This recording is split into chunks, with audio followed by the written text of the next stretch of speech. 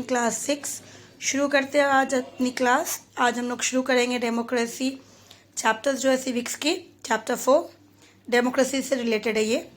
तो इसमें की elements and functioning of a democracy. ठीक है, तो सबसे पहले डेमोक्रेसी किसे बोलते हैं और उसमें क्या एलिमेंट्स हैं, एलिमेंट्स किसे कहते हैं और किस तरह से डेमोक्रेसी जो है काम करती है, ये डिस्कस करेंगे। ठीक है, तो सबसे पहले फंक्शनिंग किस तरह से डेमोक्रेसी करती है, इस तरह से। तो सबसे पहले इम्पॉर्टेंस है कि डेमोक्रेसी किसे कहते हैं। तो डेमोक्रेसी मीन्स पीपल्स गवर्नमेंट्स, जहाँ पे जो लोग हैं वो खुद रूल करते हैं। किंग, वहाँ पे कोई किंग नहीं है और वहाँ पे कोई डिक्टेटर नहीं है। सिर्फ पीपल्स जो है अपने बीच में से किसी एक को ऐसा चूज़ करते हैं। अब वो चूजिंग होती है वोट के थ्रू, और उनमें से जब उसको चूज़ करते हैं, रिप्रेजेंटेटिव उसको बोला जाता है। वोट के थ्रू जब हम चूज़ करते हैं, फिर वो जो पर्सन जिसको हमने चूज़ किया था वो गवर्नमेंट को रन करते हैं। उस एरिया के, पर्टिकुलर एरिया के उनको क्या चाहिए, उनके बारे में, उनके वेलफेयर्स के बारे में। तो इस टाइप की गवर्नमेंट्स को हम कहते हैं डेमोक्रेसी। तो डेमोक्रेसी अगर याद करना है तो पीपल्स गवर्नमेंट बोल सकते हैं, या फिर इसको हम बोल सकते हैं रिप्रेजेंटेटिव गवर्नमेंट, क्योंकि इसको हमने वोट दिया था जिसे, उसके अकॉर्डिंग जो सबसे ज़्यादा जिसे वोट मिली थी वो जीते और उसके अकॉर्डिंग फिर वो रूल करते हैं। ठीक है, तो ये याद रखना पीपल्स गवर्नमेंट करके। तो फर्स्ट है, what would you do in the following situations. A girl is being denied playing football with a group of boys because they think girls can not play football. तो ये चीज़ है discrimination वाला, जो है भेदभाव वाले। हमने इसके पहले चैप्टर्स में डिस्कस किया था डिस्क्रिमिनेशन के। तो इसमें से एक ऐसा क्वेश्चन है कि आप क्या करोगे। तो सबसे पहले मैं क्या बोला, a girl is being denied, कि वो उसको मना कर दिया कि वो नहीं खेलेंगे फुटबॉल, क्योंकि उसके अंदर जो बॉयज़ टीम है और बॉयज़ टीम गर्ल्स को नहीं लेंगे, क्योंकि उनको लगता है बॉयज़ को कि गर्ल्स जो है वो फुटबॉल प्ले नहीं कर सकते। An overweight boy in your school is not being allowed to participate in the dance competitions. या फिर एक और ऐसे सिचुएशंस है कि उसकी वेट बहुत ज़्यादा, वज़न ज़्यादा है और उसको डांस कॉम्पिटिशन्स में नहीं लिया गया। किस कारण, क्योंकि वो बहुत ज़्यादा उसकी वेट है, ओवर वेट है वो। तो ऐसे सिचुएशंस में क्या करें, क्योंकि हम यहाँ पे क्या करें, उसकी इच्छा है डांस करने की, या फिर पहले वाले कंडीशंस में गर्ल्स की इच्छा है कि वो फुटबॉल प्ले करे, लेकिन बॉयज़ उनको नहीं दे रहे। तो इन दोनों ही सिचुएशंस में जहाँ पे गवर्नमेंट्स कहते हैं इक्वलिटी, कि हम सबको अधिकार देते, बराबर अधिकार, तो यहाँ पे बराबर अधिकार नहीं मिल रहा है, गर्ल्स को नहीं मिला जा रहा है, और यहाँ पे उस बॉय को भी नहीं मिल रहा क्योंकि उसकी ओवरवेट के कारण बोला जा रहा है। तो दोनों ही रॉन्ग है, क्योंकि डेमोक्रेसी में जब हम बोलते हैं कि पीपल्स गवर्नमेंट से, पीपल्स ने बनाया है, और जहाँ पे इक्वलिटी बहुत इंपॉर्टेंट है, वैसे में we should fight for our rights. हम उसके लिए आवाज़ उठा सकते हैं कि हम ये फुटबॉल मैच खेलेंगे, गर्ल्स खेल सकती है, प्रूव कर सकते हैं। हमें उसको अपने राइट्स को, उसके लिए लड़ना होगा और इजीली हमें वो राइट्स मिल जाएगा। उसी तरह से बॉयज़ में भी जो ओवर वेट है वो डांस करके प्रूव कर सकता है कि आई कैन डांस, मैं ओवर वेट हूँ लेकिन फिर भी मैं हेल्दी हूँ, लेकिन मैं डांस कर सकता हूँ बाकियों से अच्छा। तो इसी तरह से हम ये चीज़ें अपने राइट्स के लिए लड़ सकते हैं। अब वो तब होता है जब कोई कंट्री डेमोक्रेटिक होती है, क्योंकि अगर किंग होता है तो किंग की एक बार ऑर्डर पास होने के बाद उसको हम चेंज नहीं कर सकते। बट डेमोक्रेसी के अंदर रूल्स अगर सही नहीं भी होता है तो हम उसके खिलाफ भी जा सकते हैं, उनके अगेंस्ट भी जा सकते हैं। डेमोक्रेसी तो हमें राइट्स देती है, क्योंकि वो हमें बहुत सारी राइट्स देती है। ठीक है, सो देखते हैं इसमें बुक्स में क्या बताया, that in all the situations given above a person is being discriminated और डिनाइड बीइंग ट्रीटेड इक्वली। तो जो हमने डिस्कस किया कि उसमें डिस्क्रिमिनेशन किया जा रहा था, भेदभाव, उसको इक्वलिटी नहीं मिल रही थी। तो discrimination and equality, that was, discrimination is against the key of a democracy. तो डिस्क्रिमिनेशन जो हम करें वो एक की फीचर्स नहीं है, वो बहुत ही अगेंस्ट में जा रहा, क्योंकि जहाँ पे देश बोलते हैं हम कि डेमोक्रेटिक है, डेमोक्रेसी है, तो वैसे देश में पीपल्स की इम्पोर्टेंस बहुत ज़्यादा है। वो क्या चाहते हैं वो इम्पोर्टेंस बहुत होता है, तो इसीलिए वो हमारा की फीचर्स नहीं रहता है। But what are the key features of democracy, तब फिर वो अगर ये की फीचर्स नहीं है, डिस्क्रिमिनेशन नहीं है हमारा की फीचर्स, तो क्या है फीचर्स, तो हम इसको डिस्कस करेंगे। ना एलिमेंट्स ऑफ अ डेमोक्रेसी, क्या क्या एलिमेंट्स है डेमोक्रेसी के अंदर। तो democracy is a government, a system of government, क्योंकि गवर्नमेंट जो है it is just a system, और सिस्टम फॉर्म किया किसने, पीपल्स ने। तो इसीलिए कहा जाता है it is a system of government in which all the citizens of a country can vote to elect their representative. तो एक माध्यम है, एक जरिया जहाँ पे सभी लोग वोट करते हैं, सिटीजन सभी वोट करते हैं, ताकि किसी एक को चूज करे जो उनके लिए लगता है वो सही हो, और वो बंदा जो जिसको उन्होंने चूज किया है और वो रूल करे, कंट्री को रूल करे और कंट्री को एक डेवलप कंट्री की तरह बनाए। This representative form the government and take decisions on behalf of the people. तो जिसको हमने वोट दिया था वो जीत गए, तो उन्होंने क्या बनाया, गवर्नमेंट बनाया। अब वो गवर्नमेंट बनाने के बाद उनका काम क्या है, हमारे लिए काम करना, जनता के लिए, क्योंकि जनता ने ही उनको वोट दिया था, जनता ने उनको वोट देने के बाद वो जीते, तो they won after giving vote by the citizens. So now it's their duty, अब उसकी ड्यूटी से that they should take decisions for the welfare of the people on the behalf of people, क्योंकि पीपल्स ने इसको choose किया था तो वो जनता के लिए ही काम करेंगे, क्योंकि वो जनता के थ्रू ही चूज़ किए गए थे। So the key elements of a democracy are participation of the people. तो सबसे पहला की एलिमेंट्स क्या होता है कि यहाँ पे जनता पार्टिसिपेट्स करती है। तो पार्टिसिपेशन ऑफ द पीपल मतलब पार्टिसिपेट करना, मतलब उन्होंने सबसे पहले पार्टिसिपेट किया वोट देने के लिए। डिसीजन मेकिंग में भी एंड रेजोल्यूशन, या फिर कोई प्रॉब्लम्स होती है उसका सॉल्यूशन निकालने में भी जनता जो है बहुत ज़्यादा सपोर्ट करती है।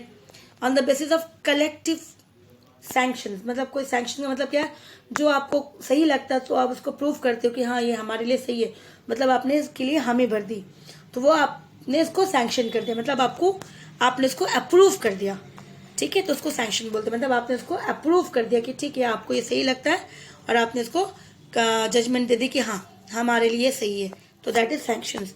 तो जनता ही करती है सारा सब कुछ काम। इक्वलिटी एंड जस्टिस, जहाँ पे न्याय, सही गलत फैसला जो है भले वो गवर्नमेंट लेती है, भले वो हमारा जुडिशियल डिपार्टमेंट लेती है, लेकिन फिर भी इसमें डिसीजन जो है हमारा भी रहता है कि हम चाहते क्या है इसके लिए। तो ये सारा हमारा की एलिमेंट्स है। तो पहला की एलिमेंट्स क्या है, participation of the people, decision making, resolutions of collective people on the basis of sanctions, equality and justice, कि न्याय सही को बराबर मिलना चाहिए, इक्वलिटी सभी को अधिकार मिले, और सैंक्शन जनता क्या चाहती है उसके हिसाब से वो सही गलत का फैसला करे, इस तरह से।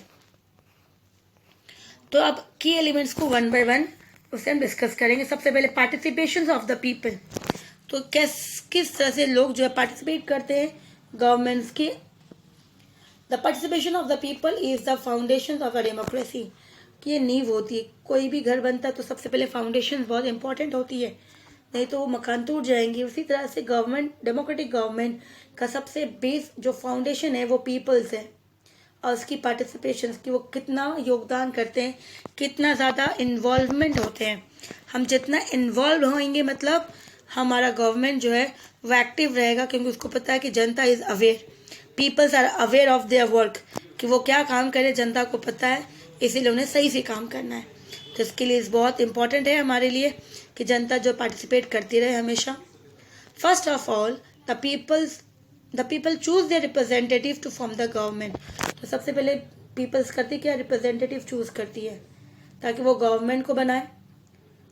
तो वो कैसे चूज करती है, वोट दे के, दे वोट इन द इलेक्शंस, वो वोट देती है इलेक्शंस में, फिर रिप्रेजेंटेटिव चूज किए जाते हैं कितने समय के लिए, 5 years के लिए। So after the completion of 5 years, जब वो 5 years पूरी कंप्लीट हो जाती है, ना पीपल डिसाइड, अब वो पीपल सोचेंगे ये 5 years जो गवर्नमेंट थे वो सही से काम किया या नहीं किया। अगर उन्होंने सही से काम किया so the people will decide that the government will continue, कि सेम गवर्नमेंट है, हम उनको वापस पावर देंगे, हम उनको वापस वोट करेंगे और सेम गवर्नमेंट जो है कंटिन्यू करेंगे।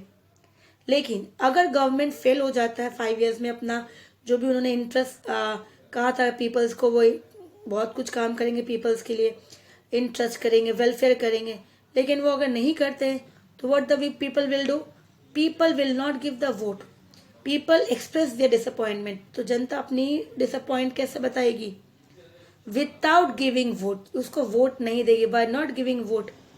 इन इट्स फेवर, उसे वोट नहीं मिलेगा, और ऑब्वियसली जब वोट नहीं मिलेगा तो वो नेक्स्ट चुनाव में हार जाएगा, और हारने से क्या हो जाएगा कि वो कोई नया जिसको वोट उन्होंने चूज किया था वो जीत जाएंगे। तो इसी तरह से जो जनता पार्टिसिपेशन बहुत इंपॉर्टेंट है। तो जनता ही ने डिसाइड किया कि उनको कौन चाहिए एज अ रिप्रेजेंटेटिव, और उनके वर्क को देखा, उसके बाद उन्होंने सोचा कि अगर वो सही काम कर रहे तो सेम गवर्नमेंट विल रिपीट, अगर सही नहीं किया तो वो चेंज करना चाहेंगे। So why do you think are elections held over a fix period of time? Because अगर हम लोग मान लो कि इलेक्शंस नहीं करवाते हैं, टाइमली नहीं करवाते, पीरियड अगर टाइम पीरियड नहीं करवाते, so the person who is ruling अभी 5 years करेंटली है, वो धीरे धीरे क्या हो जाएगा, देखिए उनको लगेगा कि हमारे लिए तो कोई सुपरवाइज करने वाला नहीं है, जनता हमारे पार्टिसिपेशन जो भी हम लोग कर रहे हैं उनको कोई देखता नहीं है, एक्टिव नहीं है जनता, क्योंकि एक बार इलेक्शन हो गया उसके बाद इलेक्शन नहीं है, या फिर 10 years, तो the person will be the representative, जिसको हमने चूज किया था वो डिक्टेटर हो सकता है, वो करप्ट हो सकता है, काम नहीं करेगा, अपने फायदे में अपने बारे में सोचेंगे, जनता के बारे में नहीं सोचेंगे। तो इसीलिए बहुत ज़रूरी है कि एक टाइम पीरियड होना चाहिए जहाँ पे उसको चेक किया जाए कि इसकी काम सही है या नहीं। अगर काम सही है तो उनको जैसे अवार्ड मिलना है तो अवार्ड इन द सेंस कि उसको वापस से हम वोट कर देंगे, और पनिशमेंट किस तरह से कि अगर उन्होंने अच्छा काम नहीं किया तो उनको हम वोट नहीं देंगे, तो मान लो वो उनका पनिशमेंट हो गया है। तो इसी तरह से बहुत ज़रूरी है इलेक्शन टाइमली करवाना। Secondly, the people act as a continuous examiner of the policy introduced by the government. तो जनता सब में कंटिन्यूसली क्या देखती है कि वो एग्जामिनर है कि जो भी पॉलिसीज बनाया गया है, रूल्स बनाया गया, वो सही है या नहीं है, और किसने बनाया, गवर्नमेंट ने। तो इसीलिए कंटिन्यूसली वो एग्जामिन करती रहती है गवर्नमेंट्स को कि वो काम कर रही है, कैसे कर रही है। They openly express their views and criticize the government. वो पूरा अपनी व्यू बताती है with the help of media कि उनको क्या चाहिए, क्रिटिसाइज भी करती है, अगर काम सही से नहीं होता तो उनके बारे में क्रिटिसाइज भी करती है कि गवर्नमेंट अच्छा काम नहीं कर रहे हैं। If necessary they express their disapproval, अगर जरूरत पड़ती है तो डिसअप्रूवल भी करती है इन मल्टीपल्स। किस तरह से डिसअप्रूवल करती है, रैली निकाला जाता है, धरना देते हैं, रैली मतलब इकट्ठा बहुत सारे लोग गैदरिंग हो गया और गवर्नमेंट के खिलाफ जो है भाषण दे रहे हैं, रैली निकाल रहे हैं, रास्ते में चल रहे हैं, इस तरह से रैली निकाला जाता है। धरना कहीं एक जगह बैठ गए और उनके बारे में फिर हम कि गवर्नमेंट की इस रूल्स को हमें पसंद नहीं है, हमें रूल्स नहीं चाहिए, उसको बोल दिया धरना। स्ट्राइक, ये भी एक किस्म से हम जो अपोज करते गवर्नमेंट को कि हमें आपकी रूल्स एंड रेगुलेशन पसंद नहीं है। सिग्नेचर कैंपेन, सारे लोग अपने अपने साइन करने के बाद वो कैंपिंग एक बैनर्स बना के उनको फिर आगे रोड पे निकल जाते हैं, मार्च करते हैं। तो इस तरह से सिग्नेचर कैंपेनिंग। तो they are different types of ways, अलग अलग बहुत सारे तरीके हैं जहाँ पे हम अपनी डिसअप्रूवल प्रूव कर सकते हैं, गवर्नमेंट को बता सकते हैं कि हमें आपका जो भी रूल्स बनाया है, पॉलिसीज बनाया, वो हमें पसंद नहीं है। तो इसी तरह से we can show the media like newspaper, magazine and TV, they play a important roles in expressing the views of the peoples. तो मीडिया भी जो है वो हाईलाइट कर देती है न्यूज़पेपर के थ्रू, मैगजीन, टीवी, आजकल इंटरनेट बहुत ज़्यादा है, उसमें instantly on the spot promptly सबके पास न्यूज़ पहुंच जाता है।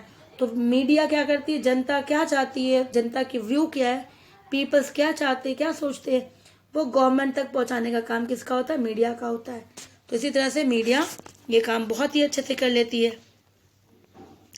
डू यू नो में क्या है, A similar struggle against racial discrimination was sparked off in the USA by Rosa Parks. It came to be known as the civil rights movement. ये हमने discuss किया था सिविक्स में ही, जहाँ पे रोजा पार्क जो थी वो ब्लैक लेडी थी, जो स्कूल टीचर्स थी, जो उन्होंने अपने स्कूल्स के बाद उन्होंने बस लिया था क्योंकि ब्लैक पीपल्स को अफ्रीका साउथ यूएसए में, that lady from belongs to south Africa, लेकिन उनके जो थे फोर फादर्स जो थे यूएसए में आकर सेटल होने के बाद उन्हें जो थे उनको नाम दिया जाता है ऐसा अफ्रीकन अमेरिकन, अमेरिकन नहीं बोला जाता उनको, अफ्रीकन अमेरिकन के नाम से। And it was been discriminate, उनको भेदभाव करते थे बिकॉज ब्लैक पीपल है, वो कलर्स को लेकर बहुत ज़्यादा उनको इशू बहुत ज़्यादा होती है। हमारे देश में जैसे कास्ट सिस्टम है, वहाँ पे कलर सिस्टम बहुत ज़्यादा है, तो इस तरह से रोज़ा पार्क ने प्रोटेस्ट किया था, उसने वो सीट ले ली थी बस में, बिकॉज वो सीट वैकेंट थी तो वो बैठ गई थी।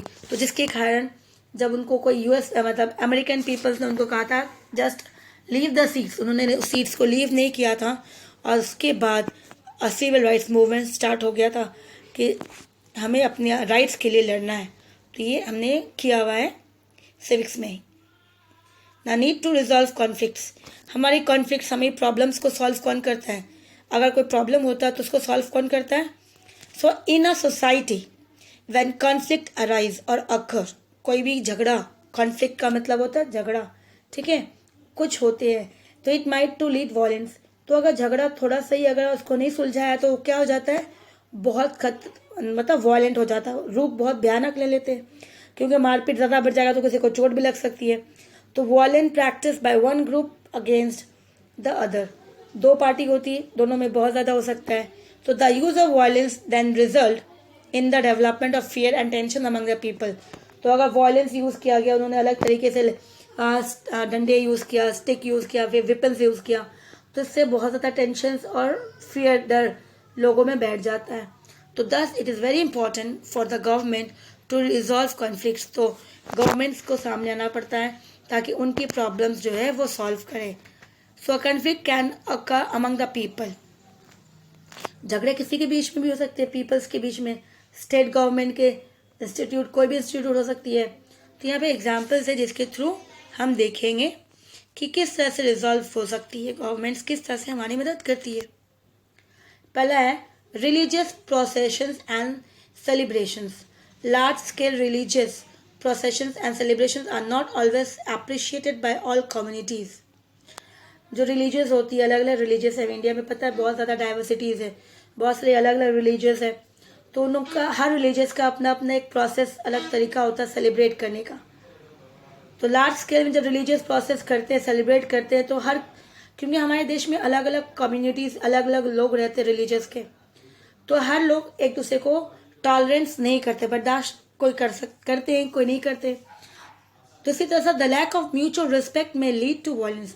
अगर हम लोग एक दूसरे को रिस्पेक्ट नहीं करेंगे तो इसका मतलब हमारे अंदर कहीं ना कहीं कमी है, और उससे क्या हो जाता है कि कोई एक रिलीजियस अपनी कोई सेलिब्रेशंस करता है फेस्टिवल, तो दूसरे रिलीजियस को अगर वो बर्दाश्त नहीं होता तो वॉयलेंट हो जाएगी, वो एक्टिविटी वॉयलेंट हो जाएगी, उसको डिस्टर्ब करेंगे, उनके प्रोग्राम्स को वो रोकने की कोशिश करेंगे। ऐसे सिचुएशन में गवर्नमेंट को क्या करना चाहिए? The government either suggest the concerned communities to discuss amicably and arrive at a feasible solutions to the problem or make arrangement to control the crowd। तो ऐसे में सबसे पहले गवर्नमेंट तो उस कम्युनिटी को बोलेंगे कि आप आपस में डिस्कस कर लें कि आप जो है किस समय पे क्या काम करेंगे। अगर दो फेस्टिवल्स एक साथ हो जाता है तो आप लोग किस तरह से काम कर सकते हैं। तो बहुत बहुत इंपॉर्टेंट है कि आपस में बैठ के डिस्कस करना ताकि सोल्यूशन निकल जाए, कोई झगड़ा ना हो। तो इसीलिए कहा कि arrive as a feasible solution, जहाँ पे कोई सोल्यूशन निकल जाए और प्रॉब्लम सॉल्व हो जाए। या फिर ये भी देखा जाए कि जब कोई आप प्रोग्राम्स कर रहे हैं तो उसमें कोई भीड़ ना हो, या भीड़ हो तो उसको कंट्रोल करने के लिए आपके पास लोग हो ताकि कोई प्रॉब्लम्स ना हो, दूसरों को कोई प्रॉब्लम्स ना हो। तो इसी तरह से गवर्नमेंट्स को आना पड़ता है। समटाइम्स गवर्नमेंट्स भी प्रोटेस्ट करती है उनको, तो उस तरह से वो गार्ड जो भी होते हैं, गार्ड्स, अगर बहुत ज़्यादा क्राउड हो जाती है तो गवर्नमेंट्स मतलब जो पुलिस वाले होते हैं हमारे सिविल सर्विस वाले, तो वो हेल्प करती हैं ताकि कोई भी भीड़ ना हो, कोई भी क्राउड्स में प्रॉब्लम किसी को ना हो, तो वो आ जाते हैं हेल्प करने के लिए। Sharing of water, river waters, अब एक स्टेट दूसरे स्टेट से शेयरिंग करता है पानी, क्योंकि रिवर्स जो है फ्लो होती है एक स्टेट से दूसरे स्टेट्स में। तो डिविजन ऑफ वाटर, कभी कभी ये बहुत बड़ा इशू बन जाता है स्टेट्स के बीच में कि मैं आपको पानी नहीं दूंगा, मैं अपने पानी, मुझे हमारे स्टेट में पानी की कमी बहुत ज़्यादा है। तो इस तरह से इस कॉन्फ्लिक्ट्स को, ये आपस में दो स्टेट्स के बीच में झगड़ा अगर हो जाता है, जैसे मान लो कावेरी रिवर है तो इसकी डिस्प्यूट्स है, क्योंकि इसमें दो स्टेट्स, एक कर्नाटका एक तमिलनाडु है, तो दोनों में अगर प्रॉब्लम होती है, दोनों ही, एक स्टेट मना कर देता है कि मैं आपको पानी शेयर करूँगा नहीं, मैं रिवर्स को यहीं रोक लूँगा, तो ये प्रॉब्लम को ज़रूरी है सॉल्व करना, क्योंकि दोनों स्टेट्स को पानी चाहिए। तो ऐसे में क्या किया जाएगा? Both the state have built dam, दोनों स्टेट ने रिवर्स के ऊपर डैम्स बनाया ताकि वो पानी को स्टोर कर सके, ताकि इरिगेशन के लिए खेतों में पानी मिल सके। और इसके अलावा जो पर्पस है वो भी फुलफिल हो जाए। However, the dam of Tamil Nadu could only be filled when water is released from the Karnataka. लेकिन देखा जाता है जब तक कर्नाटका पानी को रिलीज नहीं करेगा तब तक तमिलनाडु में पानी नहीं आएगा। And the conflict occurs when Tamil Nadu asks for water from Karnataka and Karnataka did not agree on the demand due to the scarcity of water in its own territory. तो अब जहाँ पे तमिलनाडु ने जब उनके पास पानी नहीं है तो उसने किससे मांग, वो किसको बोलेंगे, कर्नाटक को बोलेंगे कि आप पानी को रिलीज करें क्योंकि हमारे यहाँ पे पानी नहीं है। तब कर्नाटक जो है वो एग्री नहीं करना चाह रहा है। क्यों? क्योंकि कर्नाटक में भी पानी की कमी है, स्कैसिटी है, और वो सबसे पहले खुद अपने डैम को फिलअप करना चाहते हैं। तो ऐसे में सिचुएशन जब बहुत ज़्यादा इंटेंस हो जाता है तब क्या करना पड़ेगा, तो गवर्नमेंट को आना पड़ेगा बीच में, जजमेंट लेना पड़ेगा कि दोनों की प्रॉब्लम सॉल्व हो जाए। तो central government provide a fair distribution of water, कि दोनों स्टेट्स को बराबर पानी मिले, थोड़ा थोड़ा करके ही मिले लेकिन दोनों स्टेट्स को बराबर पानी मिले। So in our country the constitution of India has laid down various provisions to resolve conflicts in society. तो इसके लिए हमारा जो कॉन्स्टिट्यूशन है उन्होंने बहुत अलग अलग प्रोविजन बनाई है, रूल्स बनाई है, ताकि लोगों की जो भी प्रॉब्लम है, झगड़े हैं, वो उनको सुलझाए, उन्हें सॉल्व करें। The government and citizens of the country are to follow the provisions to resolve these conflicts and differences. साथ साथ गवर्नमेंट की तो ड्यूटी बनती है, साथ साथ सिटीजन्स की भी ड्यूटी बनती है कि वो रूल्स को फॉलो करें, जो प्रोविजंस बनाया है कॉन्स्टिट्यूशन ने, रूल्स जो बनाई है प्रोविजंस के, मतलब जो रूल्स है, प्रोविजन मीन्स रूल्स जो बनाई है, रूल्स एंड रेगुलेशंस, उसे वो माने और रूल्स के थ्रू चलेंगे तो कोई झगड़ा ही नहीं होगा, रिजॉल्व हो जाएगा और डिफरेंसेस भी जो है वो खत्म हो जाएगी। तो इस तरह से नाउ वैल्यू कॉर्नर्स में चलते हैं। Whenever we have any disagreement, it is important to express ourselves in a peaceful manner. तो यहाँ पे है कि कभी भी अगर हमारे बीच में कोई प्रॉब्लम्स अराइज होती है तो हमें क्या करना चाहिए, हमें एक पीसफुल मतलब शांति का रास्ता अपनाना चाहिए, ना कि झगड़े का हमेशा। List 3 ways to resolve conflicts peacefully in our day to day life. तो देखो यहाँ पे 3 तरीके बताया गया कि हमें सोचो कि 3 ways जिसके थ्रू हम अपने डेली लाइफ में जो है झगड़ा ना करके अपनी प्रॉब्लम को खुद सॉल्व कर सके। ठीक है, तो सोच लो क्या हो सकता है 3 ways इजीली। अगर हम साथ में, अगर क्लासमेट्स स्कूल्स में पढ़ते हो, तो अगर हम क्लासमेट्स अपने फ्रेंड्स के साथ मिलके काम करेंगे तो झगड़ा अपने आप ही खत्म हो जाएगा। सीट्स को लेकर प्रॉब्लम होती है, समझे, रोटेशंस को लेकर प्रॉब्लम होती है, फर्स्ट बेंच सेकंड बेंच, क्योंकि आप छोटे बच्चे हो, सबसे पहले आपको ये इशू होती है। मैं फर्स्ट बेंच पे बैठता था, सेकंड में मैं नहीं बैठूंगा, तो रोटेशन, इसलिए उसका सॉल्यूशन क्या निकाला गया था, रोटेशन निकाला गया था। तो इसी तरह से there are many ways through which we can easily solve this conflicts. तो इस झगड़े को हम आसानी से सुलझा सकते हैं। तो एक एग्जाम्पल मैंने बता दिया आपको क्लास के रिलेटेड। ठीक है, तो वैसे ही 2 दे आर द 2, तो यू थिंक योर सेल्फ। ठीक है, तो नेक्स्ट क्लास में वापस से शुरू करेंगे इसी से, इस टॉपिक से, और फिर आगे बढ़ेंगे इक्वलिटी एंड जस्टिस। ठीक है, थैंक यू।